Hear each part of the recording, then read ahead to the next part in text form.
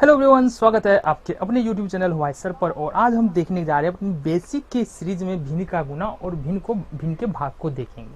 देखो, भिन्न का गुना भिन्न का भाग वैसे तो आपको आता होगा, लेकिन थोड़ा भी सा भी कंफ्यूजन है, दिक्कत है, तो आप इस वीडियो को देख सकते हो। देखो, बातें यहाँ पर आसानी से समझ में आनी है, ये बात क्लियर है, तो जाने की जरूरत नहीं है। अगर आपको दिक्कत है, थोड़ा सा भी दिक्कत है, तो देख सकते हैं। सवाल उठता है ये सब हम क्यों सीख रहे हैं।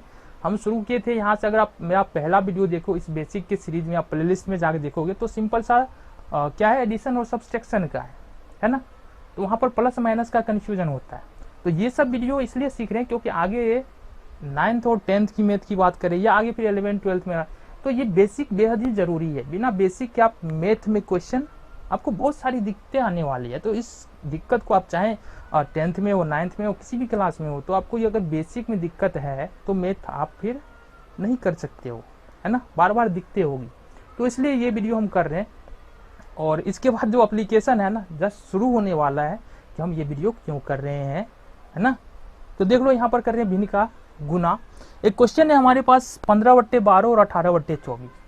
देखो, भिन्न का गुना कर रहे हैं आप। यदि बिल्कुल नए हो, भिन्न के गुने में शुरू से सीख रहे हो, तो इसको किस तरीके से करना है देख लो। इसको करना है हमको, ये 15 का क्या करना है, हमको फैक्टर करना है। तो फैक्टर मतलब क्या, गुना के रूप में लिखना है। 3 गुने 5 लिख सकते हैं, और 12 को लिख सकते हैं 2 गुने 2 गुने 3। ठीक है, इसको थोड़ा सा और बढ़ा लो। अब इस 18 को क्या लिख सकते हैं फैक्टर के रूप में, बताओ। 3 2 गुने 3 गुने 3, इसको इस तरह से लिख सकते हैं। 24 को क्या लिख सकते हैं, 2 गुने 2, ठीक है, 2 दूना 4 गुने 2 और गुने 3। 24 को इस तरह से लिख सकते हैं। अब यहां तक यदि आपने कर लिया तो ये क्वेश्चन सॉल्व है ना। अब क्या करना है, ऊपर जो होगा और नीचे जो समान मिलेगा ना, समान डिजिट मिलेगा, समान अंक, समान नंबर मिलेगा, उसको हटा देना है। उसको हटा लो। 3 मिल रहा है, 3 मिल रहा है, खत्म कर दो। फिर 3 मिल रहा है, 3 मिल रहा है, खत्म कर दो। 2 मिल रहा है, 2 मिल रहा है, खत्म कर दो। तो अपने पास बच क्या जाता है, जरा बचाना। क्या बच जाता है, 5 दिया है, 15 ऊपर बच रहा है, और नीचे में क्या बच रहा है, 2 दूना 4, 9 दूना 16 नीचे में बच रहा है। तो ये अपना फाइनल आंसर हो गया। एक तो इस तरह से हम क्वेश्चन को कर सकते हैं भिन्न के गुणा। दूसरा तरीका क्या है, जो जनरली लोग करते हैं सीखने के बाद, है ना।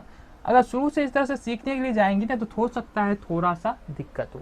बात यही है, बात जो है इतना ही है, हमको पकड़ना पड़ता है, यहाँ पर देखना पड़ता है कि कॉमन फैक्टर कहाँ है। यहाँ कहाँ देखते हैं कॉमन फैक्टर, देख लो।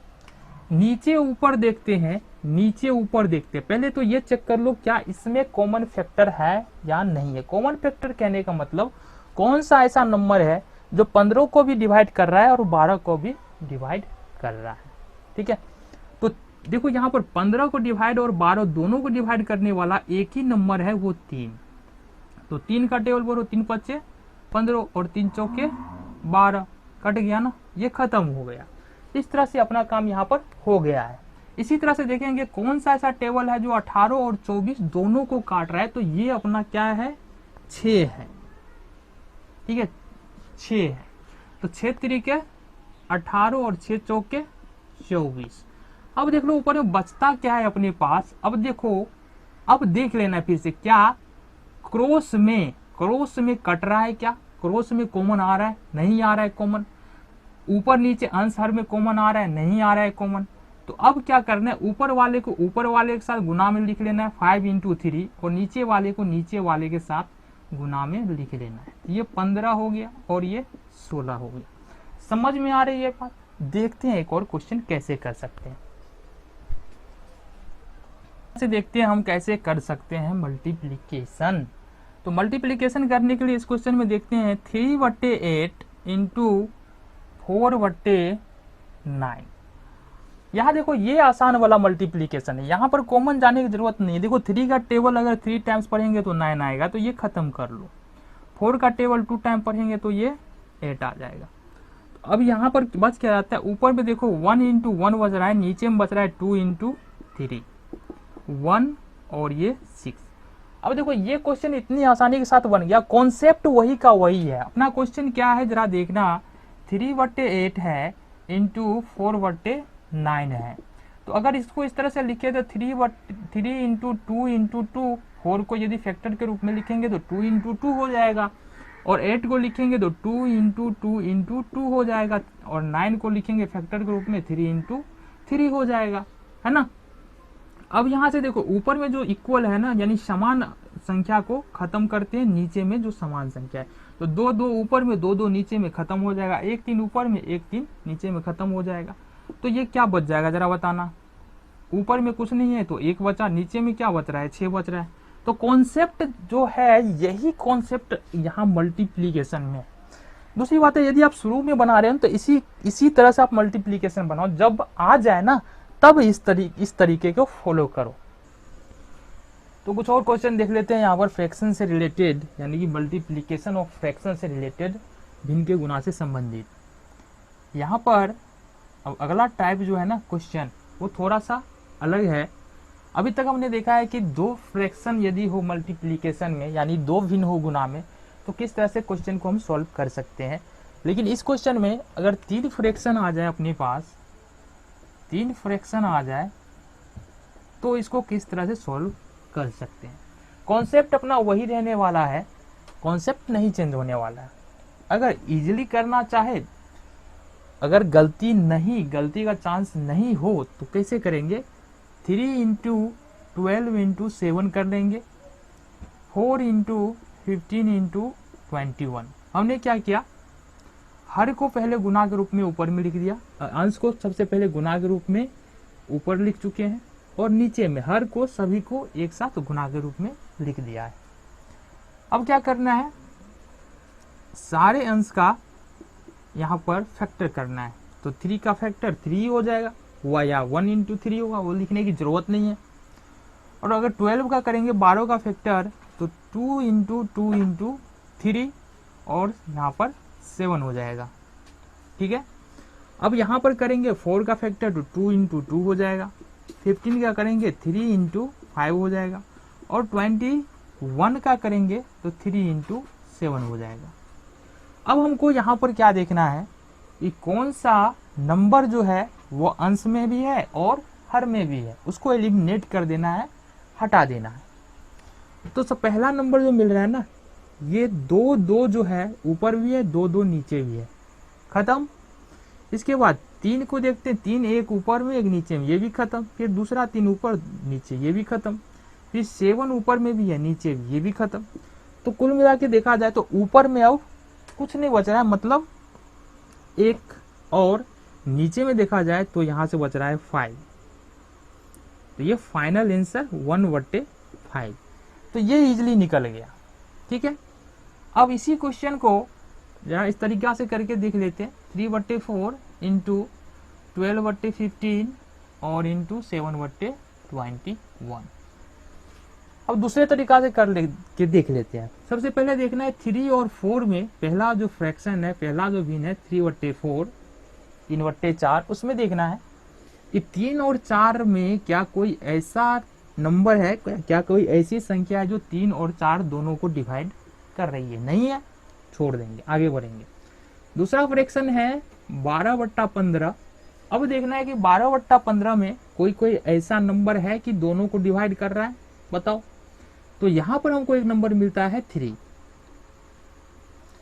जो है ये 12 को भी डिवाइड कर रहा है, 15 को भी डिवाइड कर रहा है।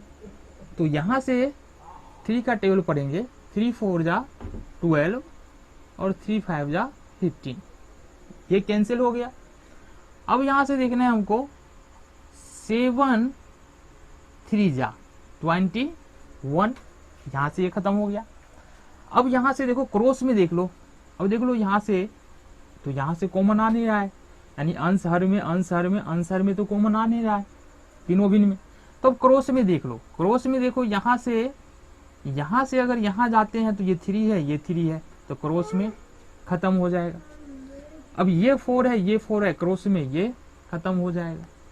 तो अभी देख लो यहाँ पर कितना बच रहा है, ऊपर में कुछ नहीं बच रहा है तो ऊपर में 1, ठीक है। नीचे में क्या बच रहा है 5, तो नीचे में 5। तो इस तरह से 1/5 यहाँ से फाइनल आंसर है, ठीक है। तो ये यदि 3 फ्रैक्शन आ जाए मल्टीप्लीकेशन में, यानी 3 भिन्न आ जाए गुना के रूप में, तो इस तरह से हम क्वेश्चन को सॉल्व कर सकते हैं।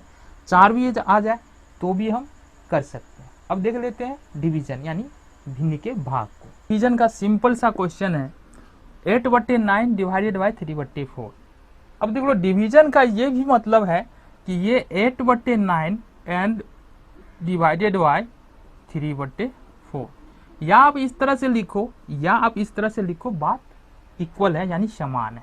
इसको कैसे कर सकते हैं, इसका मतलब है 8/9 में भाग देना है 3/4 से। तो सिंपल सा सॉल्यूशन है 8/9 को 8/9 रहने देंगे और यहां से कर लेंगे मल्टीप्लीकेशन। ये जो डिवाइड का साइन है ना वो बदल जाएगा मल्टीप्लीकेशन में, और यहाँ पर जो अंश है वो हर बन जाएगा, जो हर है वो अंश बन जाएगा, यानी कि 4/, यहाँ से 3 हो जाएगा। अब देख लो यहाँ पर कुछ कटने उठने वाला है नीचे अंश हर से, या फिर क्रॉस में देख लो नहीं कटने वाला है, तो 32/27 इसका फाइनल आंसर आ जाएगा। इसी तरह से यहाँ पर देखते हैं एक और डिवीजन है 14/18, एंड ये डिवीजन है ये एक्सचेंज हो जाएगा किसके साथ, मल्टीप्लीकेशन के साथ, और ये 9 ऊपर और 7 नीचे आ जाएगा। ठीक है, अब यहाँ पर देखो कॉमन फैक्टर आ रहा है 7 2 जा 14, 9 2 जा 18, 2 into 2 1, तो यहाँ से ये 1 आंसर यहाँ पर आ रहा है। ठीक है, तो ये सिंपल सा डिवीजन है। बस क्या करना है, डिवीजन के साइन को क्या करना है, मल्टीप्लीकेशन में चेंज करना है, और अंश को हर यानी कि पहले वाले अंश हर में भिन्न में किसी तरह का बदलाव नहीं हो रहा है। यहाँ पर देखो 14/18 है, इसमें हम कोई बदलाव नहीं कर रहे हैं, इसको मल्टीप्लीकेशन में चेंज किए, और दूसरा वाला जो फ्रैक्शन है उसके अंश को हर और हर को अंश, यानी अंश था 7 तो ये बन गया हर, और हर था 9 तो ये बन गया अंश। ठीक है, तो यही काम करना है डिवीजन। अगर आपको मल्टीप्लीकेशन आ रहा है तो डिवीजन में किसी भी तरह का दिक्कत नहीं होगा। मिलते हैं आपसे अगले वीडियो में कुछ और बेसिक जानकारी के साथ।